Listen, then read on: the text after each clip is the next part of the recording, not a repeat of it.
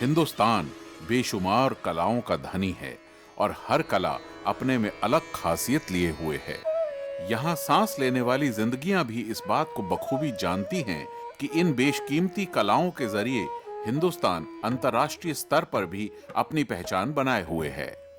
पर जब बात देश के सबसे बड़े राज्य उत्तर प्रदेश की होती है तो मस्तिष्क में एक बड़ी तस्वीर उभरती है। कई परंपराओं का मिलन, एक दूसरे से जुदा संस्कृतियों की मित्रता, मिली-जुली रीति रिवाजों में बसी जिंदगियों का अनूठा संगम। 75 जिलों की जिम्मेदारी उठाए उत्तर प्रदेश की इस विशाल दुनिया में उसका नगर मेरठ बहुत खास है। मेरठ का ठाठ तो कण कण में मौजूद है, लेकिन बात करें मेरठ के बल्ले की तो मेरठ का बल्ला दुनिया भर में बोलता है। ये वो ताकतवर बल्ला है जो जानता है कि इसका मकसद हवा से भी तेज रफ्तार से आती गेंद पर तूफान जैसा हमला करना है। बहुमूल्य बल्लों की कशिश बड़े बड़े खिलाड़ियों तक को यहाँ खींच लाने में सक्षम है। इन्हीं बल्लों ने तो मेरठ की कभी ना मिटने वाली पहचान बनाई है। लेबर जो थी वो इतनी ज़्यादा नहीं थी यहाँ पर कि आप बोर्ड लगा दें और आपके यहाँ काम करने के लिए लोग आ जाएं। तो वो हम लोगों ने क्या डिसाइड किया, जो अच्छे कारीगर थे उनके साथ लड़कों को बिठाया, रॉ हैंड लड़कों को बिठाया, उनको ट्रेनिंग दी, सैलरी दी, अपने पास से 6 महीने तक उन लड़कों को सिखाया और अपने यहाँ ही अब्जॉर्ब कर लिया उन लोगों को। उनको देखा देखी बहुत से लोग आए कि सब जिन लोगों को काम नहीं मिलता था उन्होंने कहा ये तो फ्री फंड के काम भी सीखने को मिल रहा है और सैलरी भी मिल रही है, तो एक लंबी कतार खड़ी हो गई। क्रिकेट का ये बल्ला 2 तरह की लकड़ियों यानी कश्मीरी और इंग्लिश लकड़ी से बनकर तैयार होता है। इंग्लिश लकड़ी इंग्लैंड से मंगाई जाती है और फिर इसके बनने की कहानी शुरू होती है। दोनों ही लकड़ियों से बने बल्लों का इस्तेमाल क्रिकेट में बड़े स्तर पर होता है, जिसे लेकर मेरठ के कारीगर बड़ी शिद्दत से अपनी भूमिका निभाते हैं। देखिए, ऐसा कोई बैट अच्छा या बुरा तो नहीं होता है, बट वो डिपेंड करता है कि आपका कैसा गेम है, किस लेवल पे आप खेल रहे हैं। और जो वुड यूज़ होती है वो कश्मीर विलो और इंग्लिश विलो यूज़ करते हैं हम बैट्स बनाने के लिए। अगर आप कंपेयर करें कश्मीर विलो से तो इंग्लिश विलो एक लाइटर क्लेफ्ट होती है। एक चीज़ बहुत ज़रूरी होती है बैट में जो देखी जाती है वो है बैट का वजन। कारीगरों की पूरी कोशिश रहती है कि उनके बने बल्लों में कोई चूक ना हो। वो एक से एक बढ़कर बेहतरीन बल्लों को बनाने में लगे रहते हैं। इन कारीगरों के हाथों के कमाल को इससे समझा जा सकता है कि भले ही कारीगर इन बल्लों से रन बनाना ना जानता हो, लेकिन ये कारीगर ऐसे बल्ले बनाते हैं जिनसे रनों की बरसात होने लगती है। मेकिंग में सर, बैट मेकिंग यहीं पे सीखा सर मैंने। सिर्फ 1 साल तक तो जी नहीं लगा, उसके बाद जी लगा तो फिर एक फैमिली सी बन गई। फिर अब 92 से अब 24 साल हो जाएंगे सर, तब सही है। बैट बनाने में अब तो इतना कठिन नहीं है, पहले कठिन था। पहले मशीनें नहीं थे, अब मशीनें ज़्यादा हैं। तो पहले बहुत हार्ड काम था। बहुत लड़के ऐसे हैं जो पूछते हैं तो बता देते हैं, क्योंकि काफ़ी समय हो गया हमें, तो तजर्बा एक अलग चीज़ है। मंदिर से लेकर मस्जिद तक की गूंज, ऐतिहासिक इमारतों से लेकर कई तरह की कलाओं की चहचहाट मेरठ को महत्वपूर्ण बना देती है। लेकिन मेरठ का सबसे महत्वपूर्ण मकसद है ऐसे बल्लों का निर्माण जिसकी छाप अमिट हो। इसके लिए वो उन लकड़ियों का इस्तेमाल करता है जो बल्ले को वो मजबूती देती है जिसकी वजह से मेरठ न सिर्फ देश भर में बल्कि दुनिया भर में अपनी अलग पहचान लिए हुए है। इन बल्लों के कद्रदानों की कोई कमी नहीं। वो कितना भी लंबा रास्ता तय कर खुद अपने पसंद के बल्ले बनवाने तक यहाँ पहुँच जाते हैं। शुरू से आप रंधाई और घड़ाई उसी हिसाब से बनाएं, इस तरीके का बल्ला होगा तो तभी आपका लास्ट तक अच्छा बनेगा। क्योंकि हमें एक बल्ला दिया जाता है सैंपल का कि आपको ऐसा बनाने हैं, उसमें पहले देखते हैं उसको, उसके बाद उसी तरह से शुरू से उसमें काम करते हैं। अगर कोई भी चीज़ उसमें मिस कर दी हमने, छोड़ दी, तो उस तरह का नहीं बनेगा वो। मेरठ में बल्ला बनाते इन कारीगरों के लिए अब बल्ला बनाना कोई मुश्किल काम नहीं है।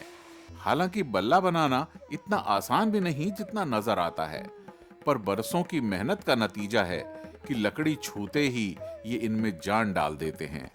बल्लों को बनाने में माहिर ये कारीगर बोलते वक्त भी अपना काम रोकते नहीं। हम पहले खेती बाड़ी करते थे, फिर इसमें आ गए।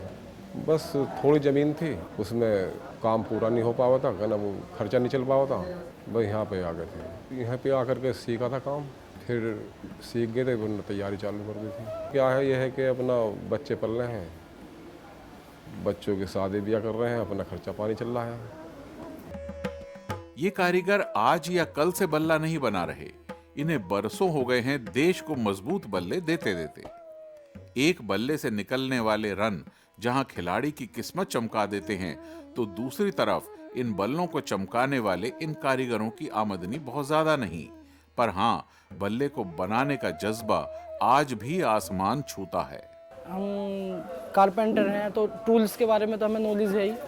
उसके अलावा जो है लकड़ का काम जो होता है, ऐसा होता है हमारे लिए कि हम कुछ भी कर सकते हैं। लकड़ A to Z सैंपल चाहिए, उसके अलावा आप कुछ भी करा लें। एक्चुअली क्या होता है, हमें विलो मिलते हैं, विलो मिलने के बाद हैंडल फिटिंग होते हैं, उसके बाद हमारे पास आता है, हम उसको रीसेप करते हैं, मोटी मैकिंग, फिर वो प्रेस पे जाती है। प्रेस पे जाने के बाद हमारे पास आती है मैकिंग, यानी प्रोफाइल होने के लिए। प्रोफाइल हो गए, हम उसको जैसी रिक्वायरमेंट होती है, मतलब जोन सी प्रोफाइल चाहिए अलग अलग, उसके अकॉर्डिंग उसको हम मैकिंग कर देते हैं। 10 से 15 मिनट के आसपास एक बैट में लगता है। जैसे मशीनों की सुविधा बढ़ती गई, ऐसे ही प्रोडक्शन के हिसाब से बढ़ गया। उस दौरान बैट कम बनते, मैकिंग होती है, और मशीनों के अकॉर्डिंग बैट ज़्यादा बनते हैं। आप सपोज करो पहले 25 बैट बनते हैं, तो आप 34 बैट बनते हैं। ये कारीगर भी इस बात को बखूबी जानते हैं कि इनका बल्ला देश के लिए क्या मायने रखता है। बल्लों से होने वाली रनों की बरसात में जितनी भूमिका खिलाड़ी की होती है, उससे कम इन कारीगरों की भूमिका को नहीं आंका जा सकता।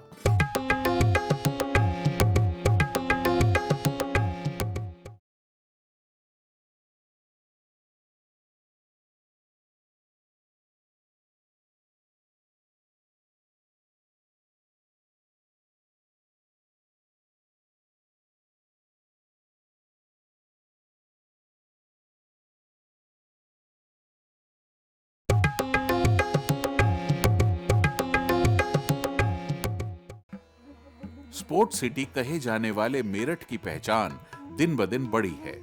क्रिकेट का जुनून तो पहले से ही दर्शकों के सर चढ़कर बोलता रहा है, लेकिन अब दर्शक ये जानने को भी उत्सुक रहते हैं कि उनके पसंदीदा खिलाड़ी का बोलने वाला बल्ला आखिर कहां से है। जब भी भारतीय खिलाड़ी बेहतरीन प्रदर्शन करते हैं, तो इन बल्लों की मांग और बढ़ जाती है।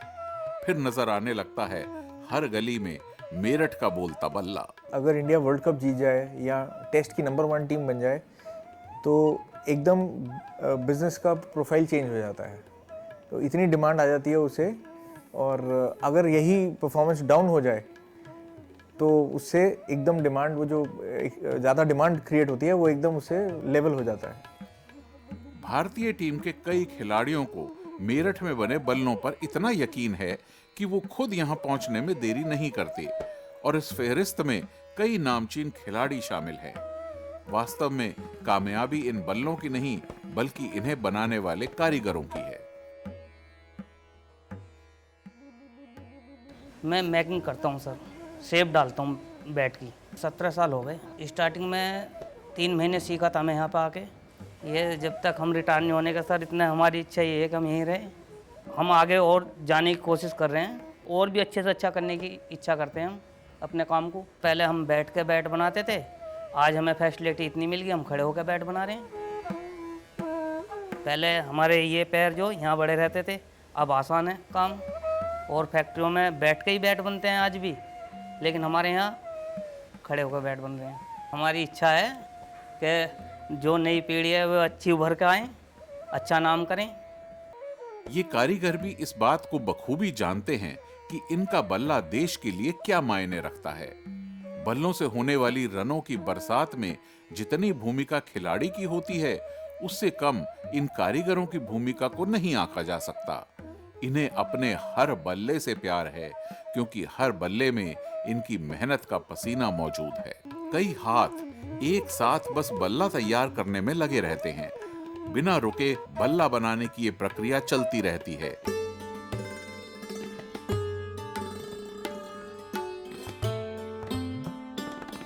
सबसे पहले कारीगर लकड़ी का चयन कर लकड़ी को चौकोर काटते हैं। फिर उसे करीब 1 से 2 महीने तक सूखने के लिए रख दिया जाता है। ऐसा जरूरी होता है ताकि लकड़ी और ज्यादा मजबूत हो सके।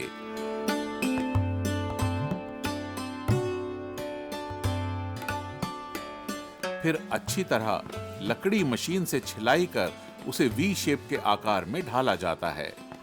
जितनी छोटी सुनने में ये प्रक्रिया लगती है, उतना ही एकाग्रता से करने वाला ये काम है।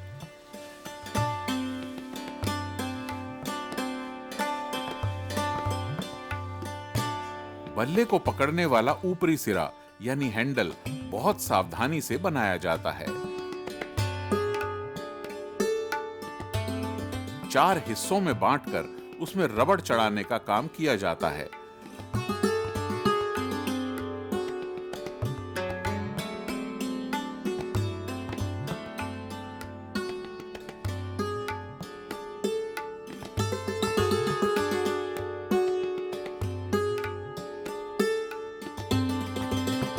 जब ये पूरी तरह सूख जाता है तो फिर उसे इस तरह के आकार में ढाला जाता है।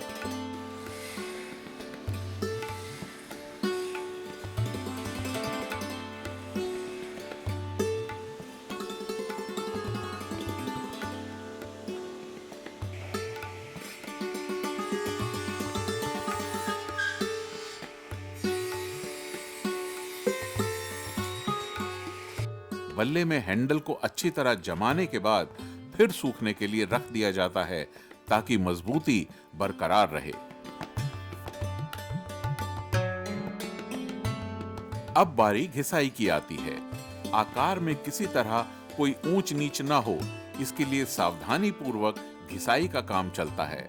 बल्ले को सही आकार में इसी प्रक्रिया के जरिए ढालते हैं। कारीगर बल्ले की लंबाई और चौड़ाई का पूरा ख्याल रखते हैं। 4.25 इंच में सिमटी चौड़ाई और 33.5 इंच की लंबाई बल्ले के लिए तय होती है।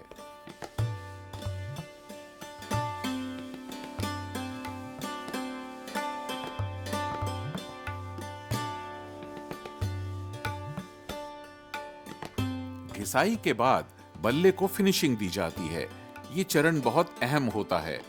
फिनिशिंग के जरिए ही किसी भी बल्ले की पहचान पूरी तरह बन पाती है। बहुत बारीक नजरों से फिनिशिंग की प्रक्रिया पूरी की जाती है।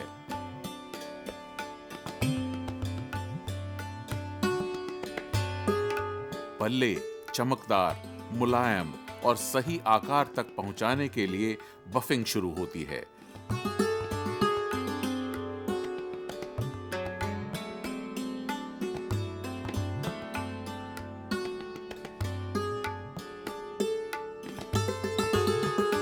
फिर बाइंडिंग और इसके बाद बल्ले के हैंडल को धागे से कवर करने वाली प्रक्रिया की बारी आती है।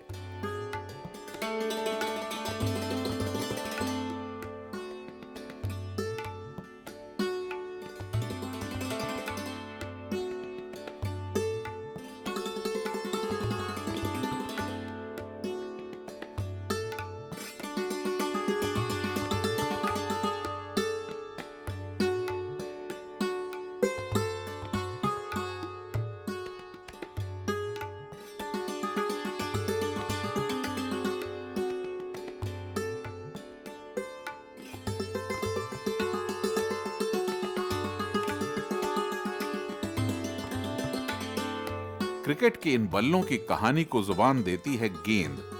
तो विकेट और पैड भी जरूरी चीजें हैं इन बल्लों की कहानी को दिलचस्प बनाने के लिए।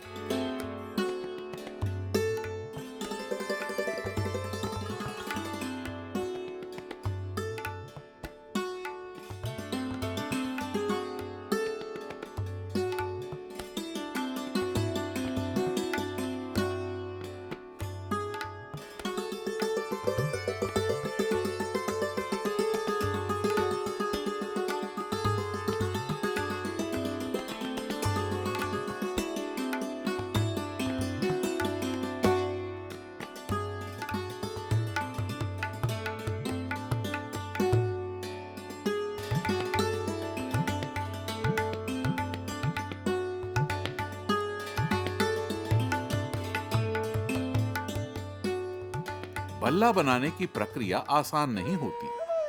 कई पड़ाव से गुजरकर देश का नाम रोशन करने वाला बल्ला बनता है। हाथों में पकड़ना जितना आसान है, उतना ही मुश्किल बारीकी से अपने काम को अंजाम देना। देखो, अच्छे में 3 प्रकार होते हैं अच्छे के। पहला बैट की ग्रेडिंग, दूसरा बैट का बैलेंस, तीसरा पंच।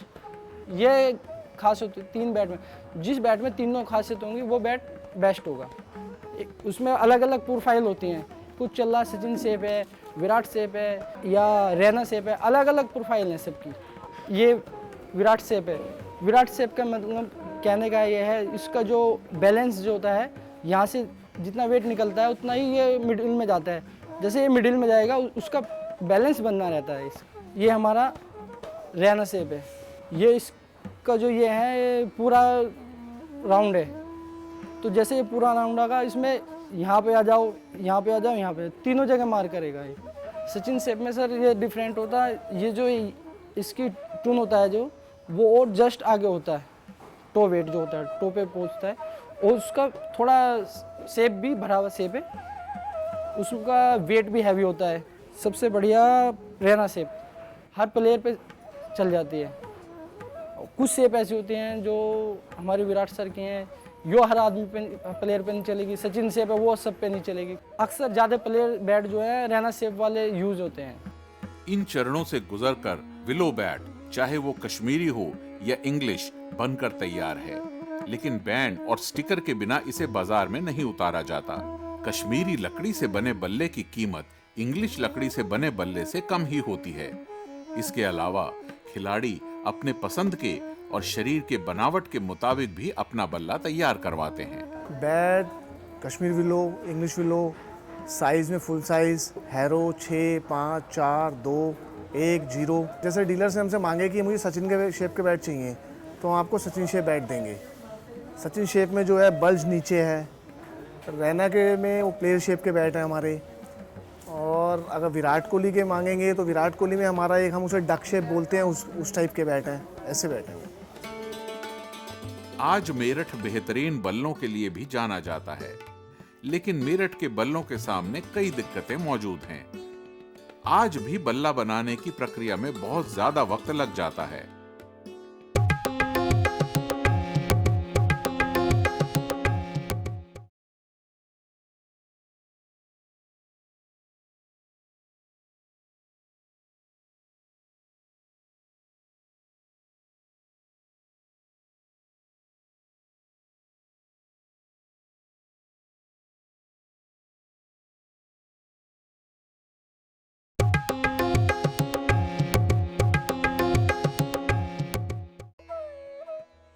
मैं तूफान को झेलने की ताकत रखता हूँ, मैं देश का गौरव हूँ, मैं मेरठ का बल्ला हूँ, कभी रुकता नहीं, कभी झुकता नहीं। बल्ला, गेंद, विकेट और खेलों के बाकी सामान जोश और जुनून भर देते हैं। हाँ जी, क्रिकेट खेला हूँ सर मैं, और मेरा बेटा भी रणजी ट्रॉफी खेला। जब छोटा सा था 6-7 साल का, तो उसमें मैंने ही बना के ले गया पहला बैट। उसके बाद तो जब से खेलते आ रहा हूँ, तो मुझे अपने बेटे भी बहुत ज़्यादा गर्व है कि उसको लगन बहुत है क्रिकेट खेलने में। और क्रिकेट भी इसलिए खेला कि मैं बैट यहाँ से ले जाता था, कंपनी से किट लेकर गया हूँ, अभी पूरी किट दी है कंपनी ने। पहले जो पहला बैट पकड़ा उसने मेरा बनाया हुआ पकड़ा। भाई मैंने ये नहीं कहा कि तू पढ़ाई कर, पढ़ाई पर जोर नहीं दी। जब उसकी खेल में रुचि जाती तो खेल में, मैंने तो सब कुछ उसके पीछे लगा दिया सर। हम उसे कभी परेशान नहीं करते, जो चाहता वही करते। बल्ले को बनाने का काम सिर्फ मेरठ में ही नहीं होता, बावजूद इसके मेरठ का बल्ला सबसे ज्यादा मशहूर है। हल्के से लेकर भारी बल्ले सभी में हर मौसम को, हर गेंद की रफ्तार को झेलने की ताकत होती है। हालांकि इंग्लिश लकड़ी कश्मीरी विलो को कड़ी टक्कर दे रहा है, लेकिन कश्मीरी विलो की अपनी एक खास जगह है। न सिर्फ टीम इंडिया बल्कि पाकिस्तान, श्रीलंका, ऑस्ट्रेलिया जैसी मजबूत टीम के खिलाड़ियों की भी पसंद है मेरठ का मजबूत बल्ला। काफ़ी क्वांटिटी हमारी 12 महीने इंडिया से बाहर जाती है। कंट्रीज़ लाइक ऑस्ट्रेलिया, कंट्रीज़ हैं जैसे दुबई में क्रिकेट ग्रो कर रही है, थोड़ा बहुत साउथ ईस्ट एशिया भी है, अमेरिका में भी हो रहा है, कनाडा में भी हो रहा है। सो दैट उससे हमें एडवांटेज मिल जाता है कि आप सिर्फ एक मार्केट पे डिपेंडेंट नहीं है। आज मेरठ बेहतरीन बल्लों के लिए भी जाना जाता है, लेकिन मेरठ के बल्लों के सामने कई दिक्कतें मौजूद हैं। आज भी बल्ला बनाने की प्रक्रिया में बहुत ज्यादा वक्त लग जाता है। मनचाहा प्रोडक्ट हाथ से ही बनेगा, मशीन नहीं बना सकती। शेप दे देगी लेकिन मनचाहा प्रोडक्ट नहीं बनेगा। मैं समझता हूँ कि एक ही कंपटीटर है हमारा और वो है यूके में जो बैट बनते हैं वो सारे मशीन मेड हैं। एक मशीन को आपने फीड कर दिया वो तो सारे बैट एक जैसे निकालेगी। मैनुअल में यह है कि अगर आपने देखा कि आपने किसी को 2-8 या 2-9 कोई बैट देने हैं तो आप हाथ से तो आप लकड़ी को निकाल सकते हैं या बैट को हल्का कर सकते हैं, मशीन नहीं कर सकती। ये ड्रॉबैक है उन लोगों के लिए। इसीलिए जिस बैट पे हैंडमेड लिखा होता है इट हैज़ गॉट वैल्यू। मशीनों के आ जाने के बावजूद ज्यादा बोझ इनके कंधों पर है जो इनके हाथों को झेलना पड़ता है। बावजूद इसके इनके जीवन स्तर में सुधार की गुंजाइश बहुत कम दिखाई देती है। पैकिंग का यहाँ काम करता हूँ, 6 साल हो गए। हमारे घर के पास पिच था एक, उसमें खेल लेते थे, पर जब से यहाँ लगे हैं तब से फिर खेलना छोड़ दिया। बीच बीच में जाते थे खेलने, बस थोड़ा ये था घर की मजबूरी थी और फिर पढ़ने के लिए पैसे की वो थी थोड़ी कमी सी, तो इसलिए फिर यहाँ लगवाया गया। प्लान यही है सर, यहाँ काम करना है अपना हिसाब से, ढंग से पैकेजिंग ही करना चाहते हैं। यही है हमारे लिए बेहतर। किसी भी कला का भविष्य उज्जवल होता है बशर्ते उस कला के आने वाले कल पर ध्यान दिया जाए। विलो बैट्स को बनाना कारीगरों के हाथ की कला है। मौजूदा दिक्कतों और चुनौतियों को दूर कर कारीगरों के भविष्य के बारे में भी सोचना जरूरी है। पहले से बढ़िया है, पहले से सही बोनस भी सही मिल रहा है और पैसे भी सही मिल रहे हैं। कुछ हाथ से काम हो रहा है ज़्यादातर, अब फिर मशीन बढ़ा दी, सुविधा मिल गई हम लोगों को कि मास से भी गरम लगाते हैं। अब पहले गरम नहीं था, अब 20 साल पहले नहीं था। फिर उसके बाद में बहुत सुविधा मिली हम लोगों को। अब टोपी भी मिलती है, सब चीज़ मिलती है। मशीनों पे बहुत हिसाब से हमें रहना पड़ता कि मशीन में कोई भी देखभाल करते भी हवा उसके अंदर है तो तभी हम उस पर हम काम करेंगे। ये चोट तो हम देखभाल के अपना काम करते हैं ना, चोट लगने का तो अगर देखभाल के काम न करें तो चोट भी लग सकती है। देश के चप्पे चप्पे तक पहुंचने वाले बल्लों में ज्यादातर बल्ले तो मेरठ से ही होते हैं। मेरठ में बनने वाले खेलों से जुड़े सामानों का व्यापार बड़ा और फैला हुआ है। मार्केट में बनते हैं, वहाँ पे देखे हमने, इस वजह से हमें भी यही लगन लगी कि हम भी बैट बना के देखें। कोई प्रेस करता है बैट को, कोई हैंडल लगाता है, कोई मैकिंग करता है, यानी कि सभी एक बैट कईयों के हाथ में को निकल के जाता है। वो बोलता है तो दुनिया देखती रह जाती है, मेरठ के बल्ले की बोली हर किसी को भा जाती है। पहले तो कम ही बैट बनते थे, अब बढ़ चुके हैं। ऐसी इच्छा तो सभी की रहती है, जो आदमी शुरू से है वो करे कि मैं वो बनूं, वो सोचता है कि मैं क्रिकेटर बनूं, मैं वो खेलता है, लेकिन ये है कि वो बन नहीं पाता ना। कभी कभी ऐसा होता है कि नसीब में जो होता है वही होता है। अलमकदावु केरल के बैकवाटर्स में स्थित एक अनोखी जगह है। इसकी भी पहचान है यहाँ बन रही नावें। हर नाव यहाँ की अनेकों धाराओं में अटखेलियां मारती सी।